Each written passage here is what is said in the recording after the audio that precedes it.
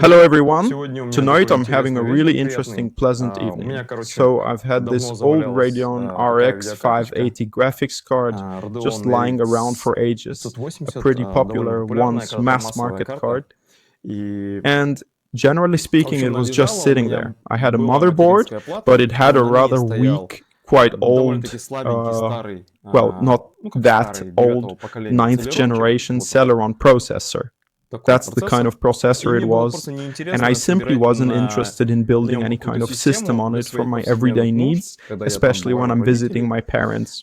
So, I searched through ads for a very long time, didn't rush, and finally bought it. Here, though, it's already smeared with thermal paste.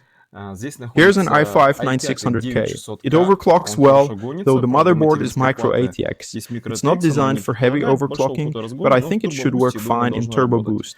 And today I also bought additional components to put it all together. I found and bought, it turns out, 2 sticks of RAM. I have tested them, they are working perfectly. Oh, 16 gigabytes. I acquired them for only $11. Well, just calculate, it's really not much at all.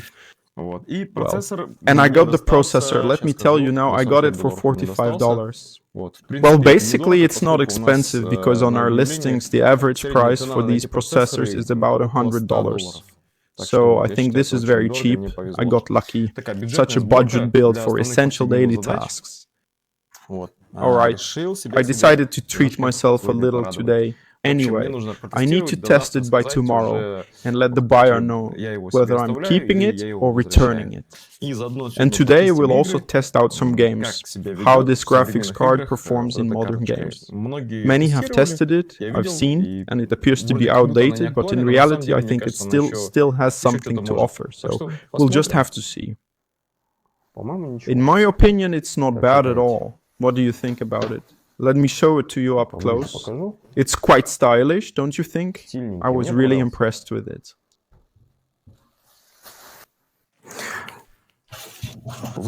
Internally, it's also very concise. Perhaps even, maybe a bit too much. I also happen to have these SSDs lying around. Well, they're small capacity, all 128 gigabytes. And I have one left from my old laptop, a 1 terabyte drive. That one will be for torrent files, for movies and for other things. In short, it will be used as general storage. I've purchased this rather beautiful, small and compact cooler. Its power rating is specified at 200 watts, designed to dissipate heat up to 200 watts. However, that's typically just on paper. In reality, it's probably closer to 170 or 180 at its very best. But for our processor, it should certainly be sufficient. The peak heat output is approximately 130 watts. So there's a good reserve here, even if this is all we have, I suppose.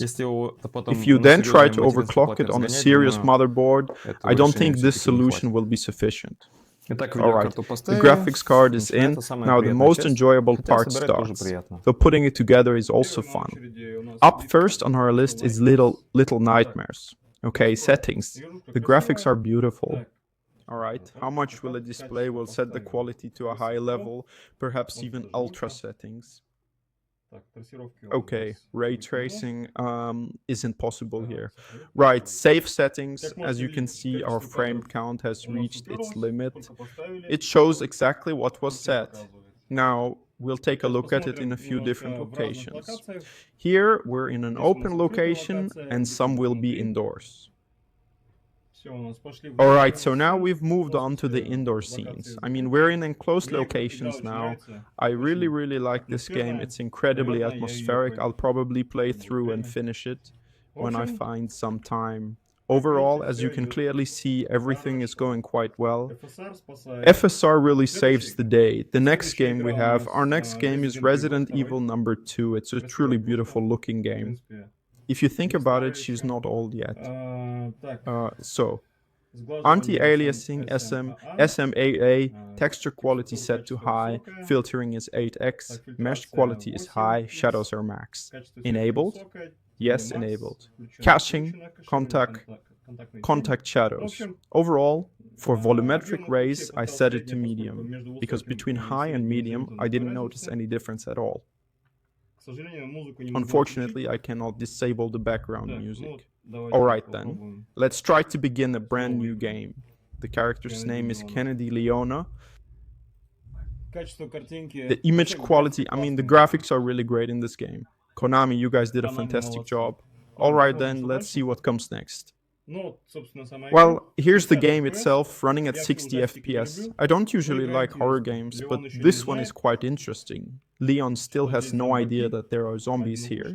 One got bitten. Well, all in all, as you can see, that's quite enough for this game.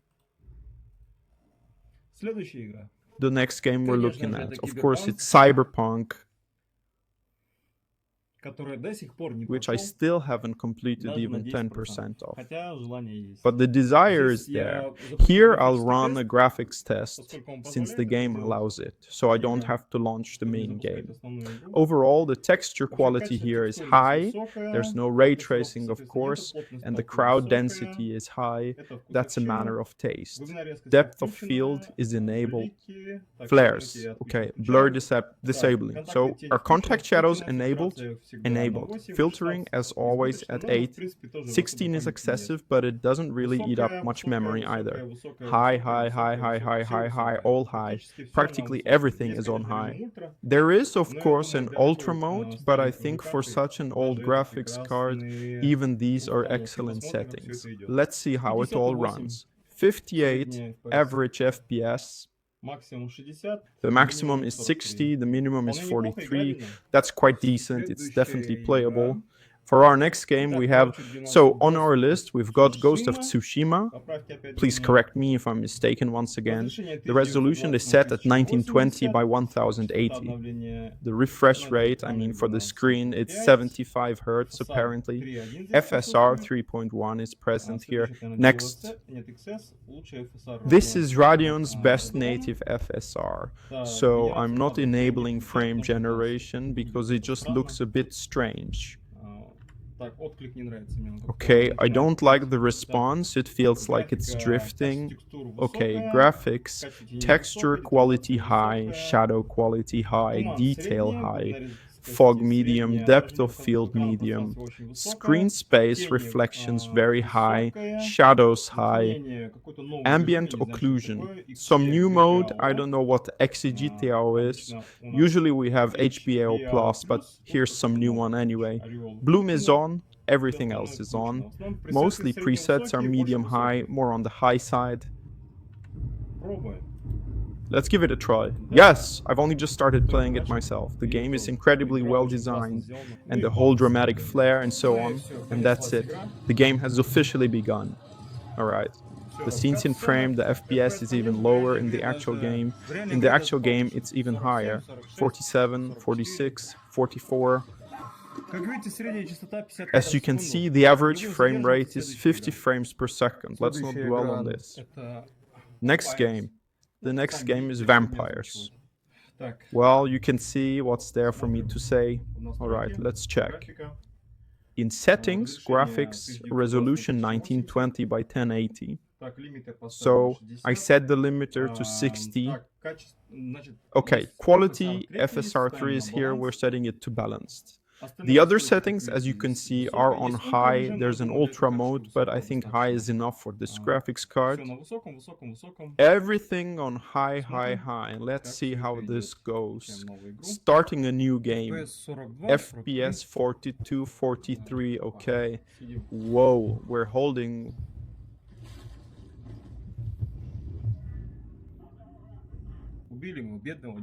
So, we killed the poor old man. What was the innocent fellow guilty of? I don't know, I actually quite like the game's beginning. Its reviews are not so good. I don't know why. It seems pretty fine to me.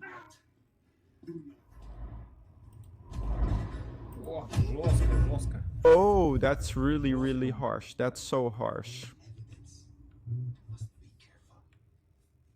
Overall, the game is running at 45 frames per second on average, which is actually quite good. It's perfectly playable.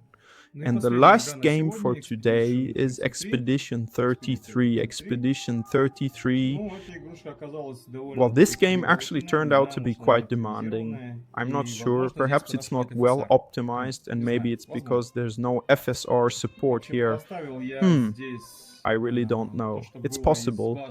Anyway, I've set what was available for anti-aliasing here. That's, I believe, Intel's XeSS. Balance mode, resolution slightly lower, 1600 by 900, right. Here are mixed settings. High, medium, well, mostly medium. Medium, medium, medium, medium. These are personal preferences. Vignetting, aberration, graininess. Let's see. The game is highly praised, but so far it hasn't really impressed me much. Maybe I haven't quite gotten into it yet, I don't know. And, well, actually in the gameplay itself, so... Well, it's an interesting world somehow.